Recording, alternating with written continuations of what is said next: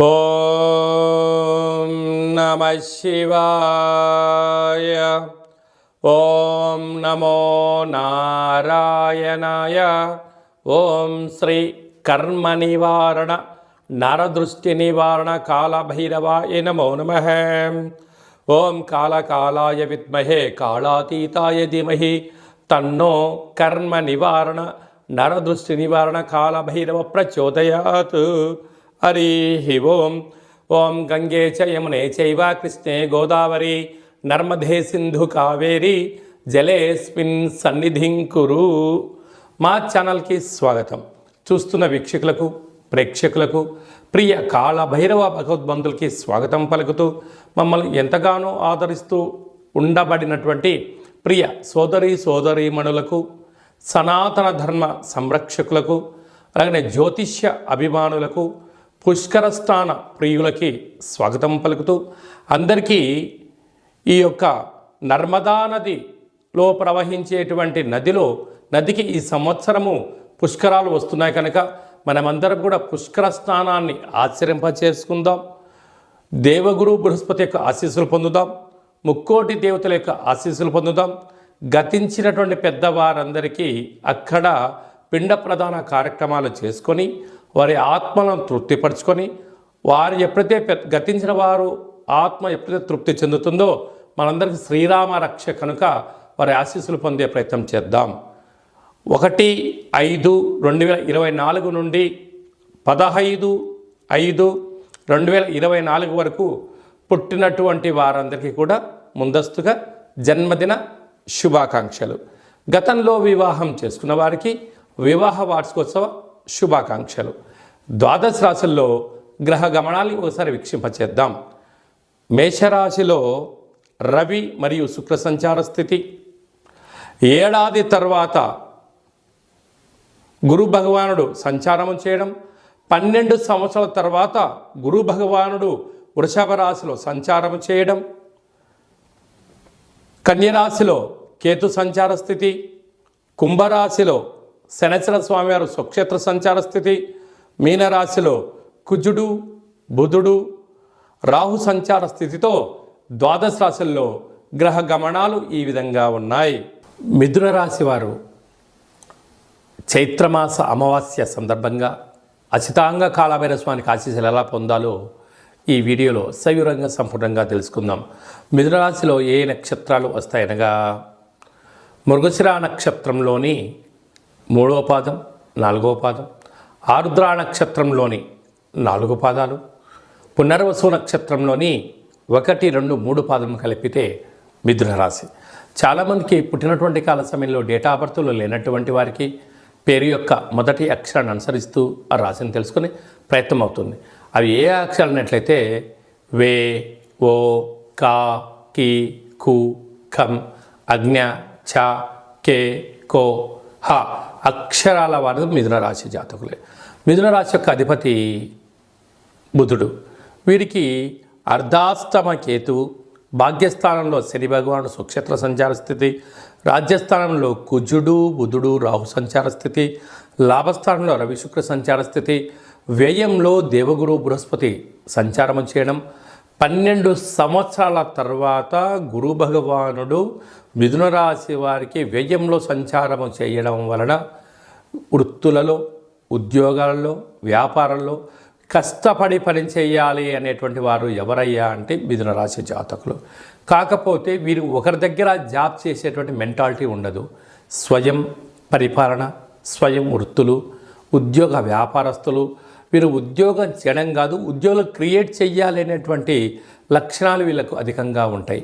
అలాగా పూల వ్యాపారాలు, పండ్ల వ్యాపారాలు చేసేటువంటి వారందరూ కూడా, గృహ భవన నిర్మాణ కార్యక్రమాలు చేసేటువంటి వారు, అలాగా స్వయం వృత్తుల వారందరికీ కూడా కొద్దిపాటి ధర్మబద్ధంగా న్యాయబద్ధంగా ఆధ్యాత్మిక చింతనగా కలిగి ఉన్నట్లయితే మీకు యోగదాయకం అని చెప్పి గమనించగలగాలి. కాకపోతే మీరు ఏకాగ్రతగా ఉండండి. మీ మనస్సు ఏది అయితే చెప్తుందో అది వినే ప్రయత్నమే చేయండి. ఎదురింటి వాళ్ళ కోసమో పక్కింటి వాళ్ళ కోసమో వీళ్ళేమనుకుంటారో వాళ్ళేమనుకుంటారో అని మీరు ఎప్పుడు అనుకోవడం మొదలు పెడతారా? మీ యొక్క స్థాయిని మీరే దిగదార్చుకుంటూ ఖర్చులు పెరుగుతూ ఆదాయం తగ్గిపోయే పరిస్థితి అలా ఉంటుంది. కనుక ధర్మం, న్యాయం, మంచిది, నాకు ఉపయోగపడుతుంది, గ్రామానికి ఉపయోగపడుతుంది, దేశానికి ఉపయోగపడుతుంది అనేటువంటిది మంచి నిర్ణయం అనిపించినప్పుడు మీ పని మీరు చేసుకుంటూ వెళ్తుండండి. అంచెలంచెలుగా అద్భుతమైన విజయానికి మీరు కేంద్రబిందువు అవ్వడం. ఒక మహావృక్షం కింద ఒక చెట్టు ఉందనుకోండి, మీరు చెట్టు లాంటి వారు, ఫలాలు వస్తాయి, పుష్పాలు వస్తాయి, కోసుకునేవారు వస్తారు, తినేవారు వస్తారు. అదే మీరు ఒక చోటికి వెళ్ళి ఇలా చేయలేరు. కనుక మీరు మీ మనసు చెప్పినట్టుగా మీరు ఈ మాసంలో వినగలిగినట్లయితే అద్భుతమైన విజయం మీ సొంతం అవుతుంది. అలాగనే స్వయం వృత్తుల వాళ్ళు, సేవారంగాలు, సాఫ్ట్వేర్, హార్డ్వేర్, గృహ భవన నిర్మాణ కార్యక్రమాలు, నీటి వ్యాపారాలు చేసే వారికి చాలా మంచి కాలము అని చెప్పి గమనించాలి. మే నెలలో ముఖ్యమైనటువంటి పండుగల గురించి క్లుప్తంగా తెలుసుకుందాం. 1వ తారీఖు నుండి 12వ తారీఖు వరకు నర్మదా నది పుష్కరాలు. ఈ నర్మదా నది ఎక్కడ పుడుతుంది అంటే మధ్యప్రదేశ్లోని అమర్కంఠ్ అనే ప్రాంతంలో జన్మించి ఓంకార క్షేత్రం మీదుగా ప్రవహిస్తూ అంతర్ధానమైపోయే పరిస్థితి ఉంటుంది. అనేక నదులలో కలిసే పరిస్థితి ఉంటుంది. కనుక వీలైతే మనం అమర్కంఠ్ వెళ్ళడం, లేదు ఓంకార క్షేత్రం వెళ్ళి అక్కడ స్నానం చేసి గతించిన పెద్దవారికి పిండ ప్రదానాలు చేయడం వలన మనకంతా మంచే కలుగుతుంది.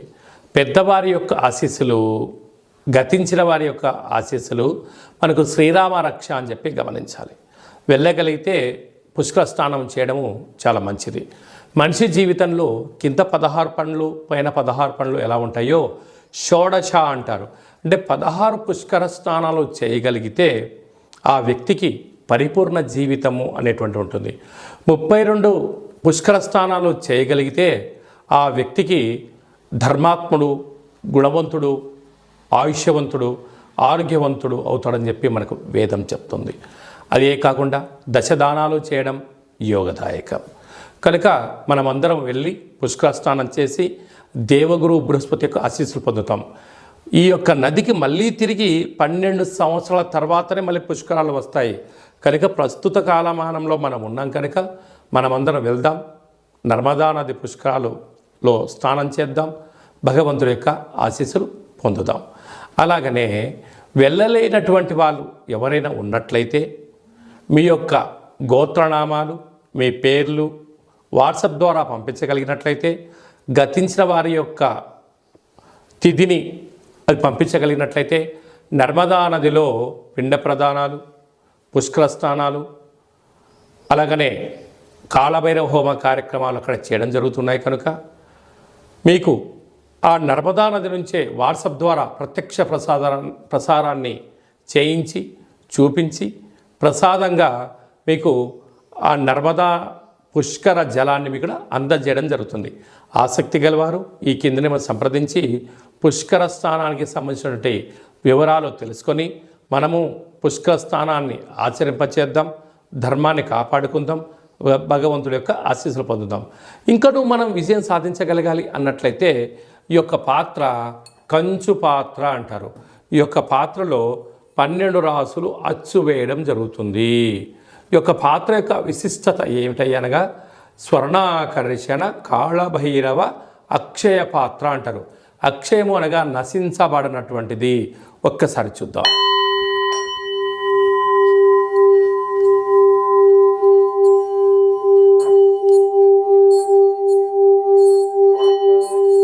ఈ యొక్క శబ్ద తరంగాల ద్వారా గృహంలో జ్యేష్ఠాదేవి బయటికి వెళ్ళి గ్రామంలో సంచరించేటువంటి మహాలక్ష్మీదేవి అమ్మవారు మన ఇంటికి రావడం జరుగుతుంది.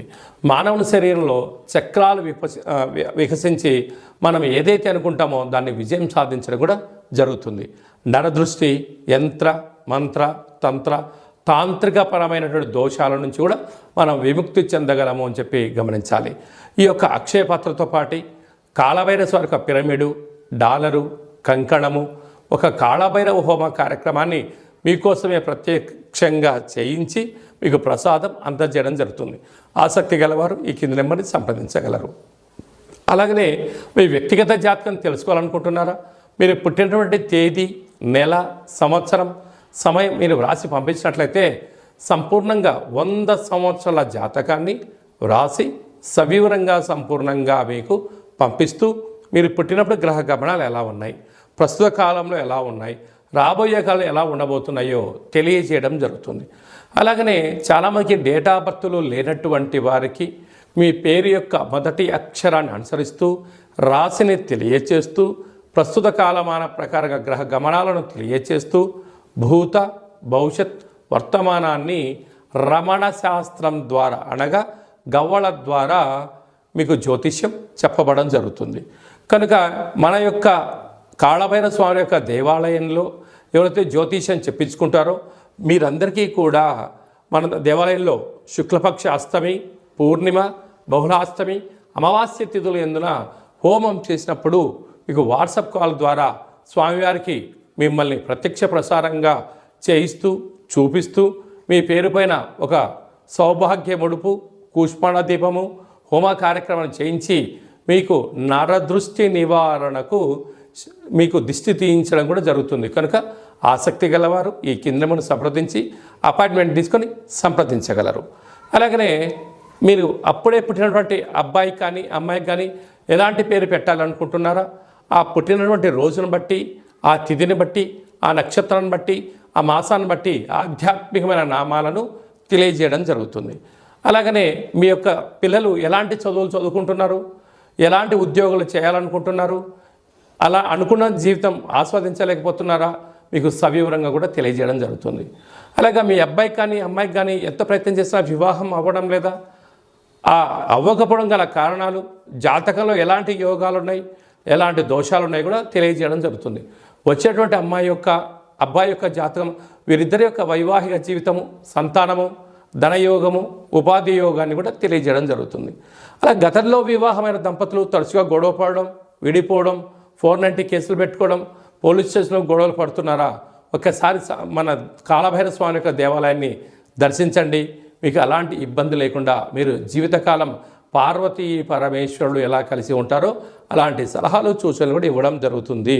అలాగనే మీరు నూతనంగా ఏదైనా వ్యాపారాలు ప్రారంభించాలి అనుకుంటున్నారా, మీ యొక్క జాతకరీత్యా ఎలాంటి వ్యాపారాలు ప్రారంభించాలో కూడా తెలియజేయడం జరుగుతుంది.